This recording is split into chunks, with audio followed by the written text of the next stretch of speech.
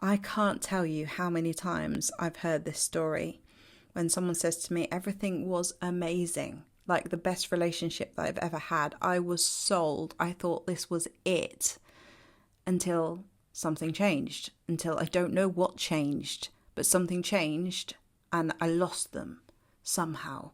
They went cold, they went distant. Suddenly they were busy. Suddenly they're saying and doing things where you think, huh? Who are you? Can we go back to the us that we were before? How do we get back there? Was it my fault? Was it me? Was it something I did? Is it my old pattern that I need to heal? Why am I still doing this? And you blame yourself. So in this video, we're going to talk about what happens when the avoidance mask comes off, when they start to feel vulnerable, when they start to feel threatened by the intimacy.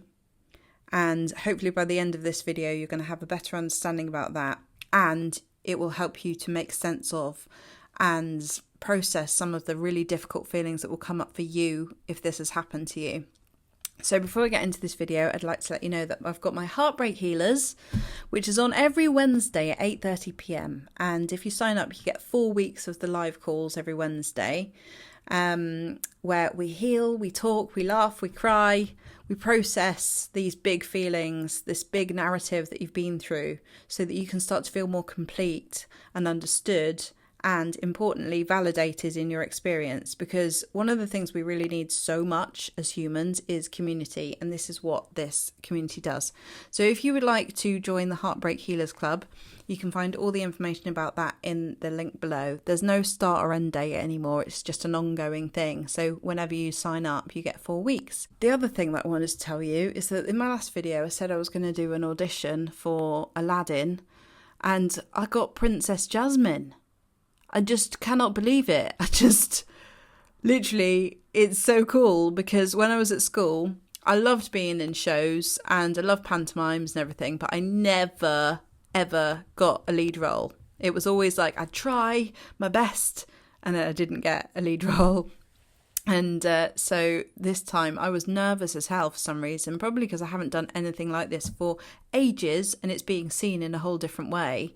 And I didn't think I did that well, but I got a lead role. So that's really cool. I mean, it's just a village pantomime. It's not a big thing, but it is going to be really exciting and really cool. So I'm really excited about that. So I thought I'd update you on that, a little bit of my life. So, right, back to the video. We have got the avoidant who is doing a great job of making you feel like you are so important. And this is one of the things that I think people really, really struggle with. And I think that where we get mixed up is because in the beginning, everybody's on their best behavior, aren't they? Everybody is trying to win the other person over. Everybody is wanting to be loved. Everybody's a bit scared. But the difference is at the beginning of a relationship is that the stakes are not that high. So for an avoidant, this is actually an easier time because they know that they can use that kind of, oh, it's early days and I can get out now kind of thing. Sometimes it's not early days, sometimes it's years down the line and their avoidance appears. But very often at the beginning, this is when this happens, when they're being amazing, they're present, they're showing you that they can listen, that they care about your feelings.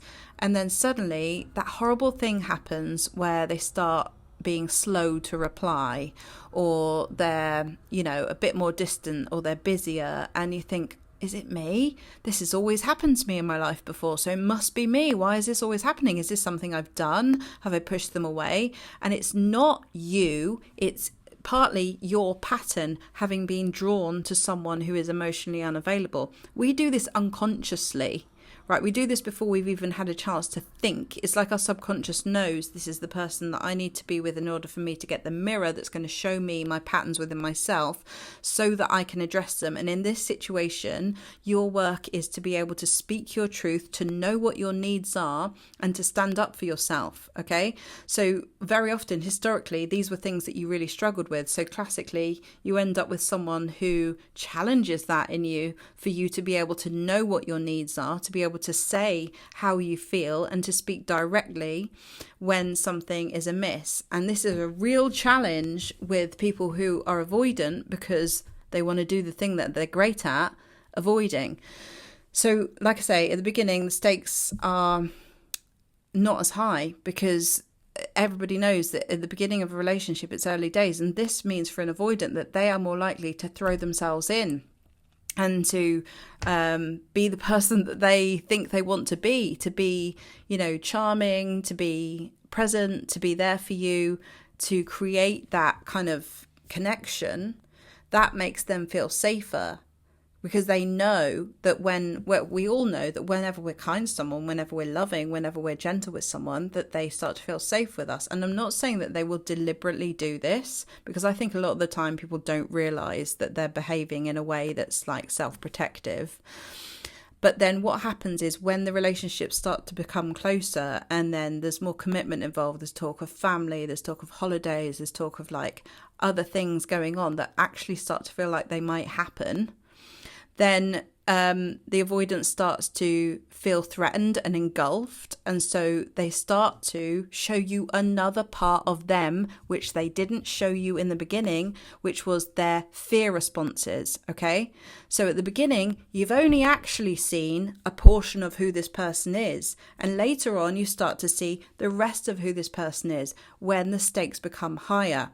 And often people get mixed up. They think, I know that that's who he is or she is. I know that that's who they are. The person they were at the beginning, that's who they are. But it's not.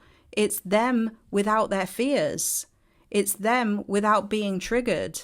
Okay, so if someone is not able to communicate with you about how they're feeling, they're avoiding difficult conversations, they're not telling you what their needs are, they are showing you their inability to effectively communicate their feelings because they have this avoidant tendency, right? Which is not great in a relationship because it means that the truth is always a bit under the surface and you don't really know what's going on. And then later, likely, they're about to just erupt and go, bye, because it's become too much for them. And this is why people go, what the hell just happened? Everything was fine. And then they went. Because they weren't able to express their truth effectively. They didn't have the capacity, and it wasn't about you. It wasn't because you did something. This is the point where people who are anxious in the situation where someone is suddenly being avoidant will start to get back the status that they were given before about being special, important, significant to this person. You miss that feeling. You miss being significant. And so you do what you can do to try and get it back. And it feels like you're a duck, like flapping frantically underwater, trying to keep your cool while really feeling very stressed that this person is going to abandon you.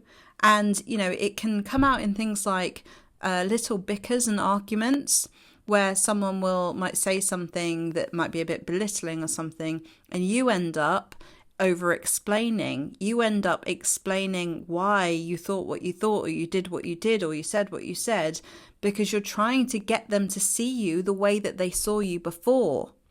And it's not that they see you any differently.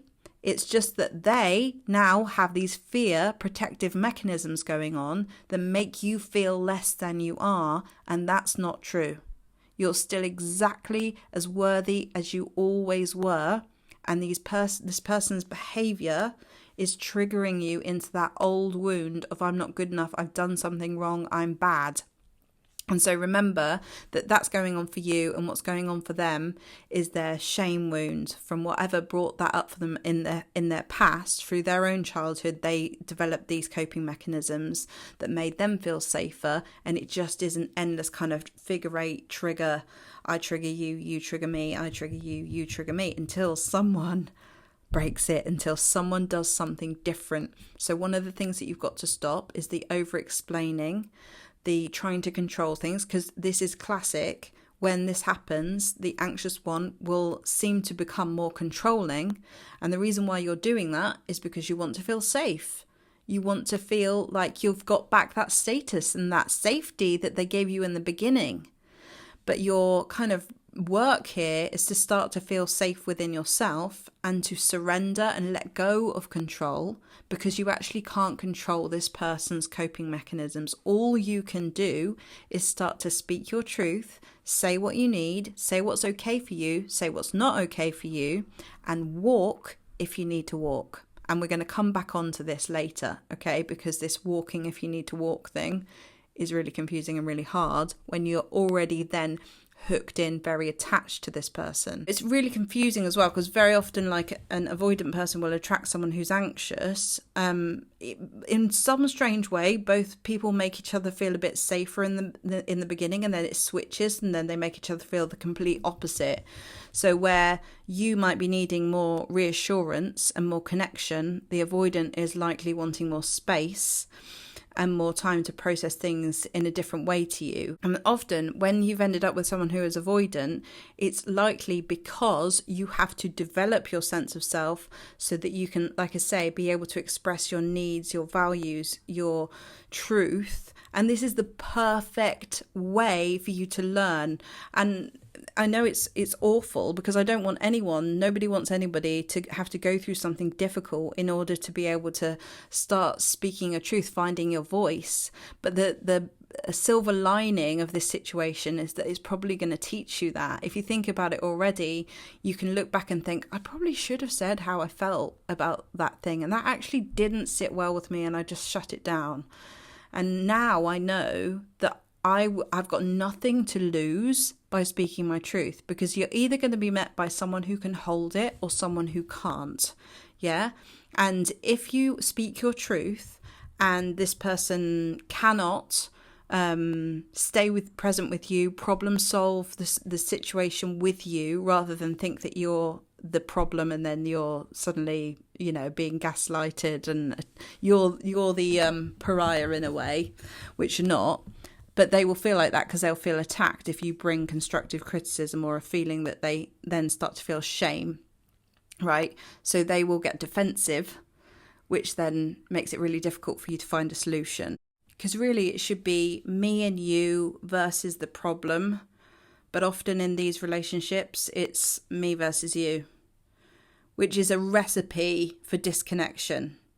If it's I'm right and you're wrong and my feelings matter and you need to make my feelings matter and your feelings are wrong or you're too sensitive and I'm right about that, then, you're on the way to some kind of disconnection and conflict, which feels horrible, and it makes you kind of reaffirm the belief that you might have already had, which is my feelings don't matter. So the real golden nugget in all of this, and it's really hard to see when you're in it and it's been your lifelong pattern, when you haven't been around people who have validated your feelings and made it okay for you to have needs and to problem solve things with you, when your parents didn't do that, when other people around you didn't do that, then being in this situation feels very overwhelming and confusing, because you look around at other couples and you think, they seem like they have a healthier dynamic than this, and this person is not really doing that. And we're not really doing that, and I don't understand what this is. And quite often it's because people are drawn to what's familiar. So if someone has grown up in a secure environment, they're going to be drawn to more secure people who can communicate effectively. But as you start to validate your feelings and you start to be around people who are safe, you start to understand that your needs and your truth matters, then you start to really bring this out of you, and then you are drawn to more secure feeling people who can handle these big feelings, and you are able to have better conflict resolution, right? Because one of the problems that anxious people will do is they will start pointing the finger as well at the other person, saying they're just bad, that's it, and now I'm off the hook because they're bad and they're avoidant. And now I'm free of any of my part in this. But actually, your question is, why am I here? Why am I in this situation where someone is not caring about my feelings? Why am I giving this person the time of day if they have ghosted me, gaslit me, put me down, belittled me? Any of that is a question for you, a mirror to you, to show you that you need to start prioritizing yourself. You need to start choosing yourself. You need to start knowing that your voice matters. And the more you do this, the more it is reflected back to you. right? So at first, it doesn't feel like it is because you're up against your old narrative that your feelings don't matter. But over time, this new programming starts to become more and more evident that actually people do start paying attention. I remember this transition of starting to choose myself and know that my feelings actually mattered being a really, really scary, confusing time for two reasons. Number one is that when I started trying to speak my truth and say what I needed, I was often still met with gaslighting or shut down or silent treatment or something like that. And this was like not just one person, but lots of people in my life. And I thought, I feel like I'm screaming and no one can hear me, but I was just surrounded by people who didn't have the capacity to hold and hear what I was saying. So for a long time, I still felt like it was me, and that made me act out more. It made me more emotional. It made me more frustrated, which then made me look like the problem again. But actually, I just wasn't being heard. So as I started to gravitate to more emotionally aware people who could validate my experience, who could encourage me to speak my truth, it then became scary because I knew that I was then in opposition to people who I wanted to love me. So this was scary because I thought, shit, I'm now very different from them. I'm, starting to think that I need them to catch up with me. Otherwise, this relationship is going to fail and I don't want it to fail. So then it was confusing because it's like, now I've got to speak my truth knowing that this person might not meet me here. And then I've got to take responsibility for the fact that if they don't meet me here, I've got to go. And I don't want to. I just want them to get it so that I don't have to go. And I remember this just being so stressful. And it went on for a really long time. So if you're feeling like this is normal. This is part of the growing process. This is part of you finding your voice and your confidence and the strength within you to face the fear that you might lose this person. Okay? So as your voice gets stronger, your confidence gets stronger, and you start to actually care less and see more how inappropriate this person is treating you, right? And that starts to become less and less attractive. And that starts to become really annoying. And you start to not be so in love with them, but more like, what? What is this? And then you eventually gain the confidence to be like, look, this is boundary. Either you meet me where I am, you do the work on yourself, you are willing to have the conversations with me that are difficult, where we can problem solve, or you go. And if you go, then I know that I've made the right decision and I'm going to be fine because then I'll be more aligned to someone who can support me emotionally in a different way, right? But it takes such practice and process to get there, and it's very back and forth, which is why, part of the reason why I created the Heartbreak Healers Club, because it is a space where you'll be validated and you'll start to gain that confidence that your feelings make sense. And I've seen such dramatic breakthroughs with this. I've seen such dramatic breakthroughs when people start to validate their own experience and they start to find their voice and they start to be able to validate their anger and their frustration and be able to see, oh my God, I've actually been treated really poorly. And I didn't know, I didn't realize. And this then leads you to better relationships. But when the mask comes off, from the avoidant, this is very disorientating and it's very confusing because you want that old version of them back. But the thing to remember is that was not the whole of them. It was only the portion of them that they felt safe enough to show you at that time. So when they start to shut down and distance themselves, they're showing you that their fear is starting to become clear. It's like they're wearing it, but you will think that it's about you and it isn't. They're showing you their capacity. So I hope you found this video useful. This is the sort of thing that we can talk about for a long time. So if you'd like to book a one-to-one session to talk about your situation, or you'd like to join the Heartbreak Healers Club, you'll find other people who've been through a very similar thing. So you can find out all the information about that in the links below or on my website, and I will see you in the next video. Bye.